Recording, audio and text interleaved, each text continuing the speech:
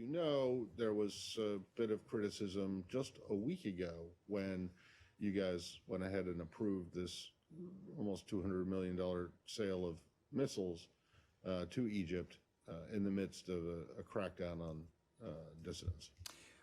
Matt, what I would say is to reiterate something that President Biden first said on the campaign trail. I believe it was in October of this year.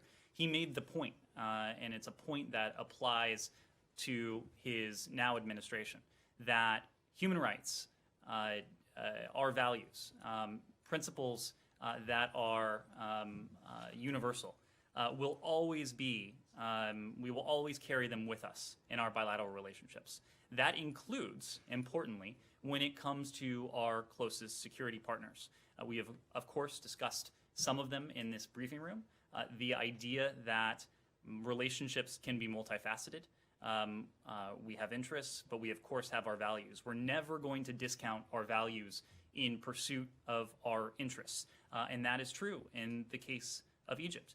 The president and the secretary, they've been clear that democracy and human rights must be at the forefront of U.S. foreign policy. The State Department consistently discusses with the government of Egypt our concerns over lack of respect for human rights, including freedom of expression and freedom of association. We spoke last week, multiple occasions, about the detention of the family members of Mohamed Soltan.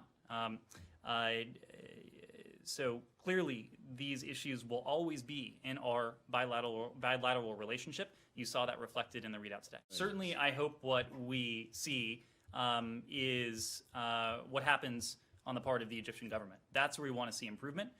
That is where we are making this point to them.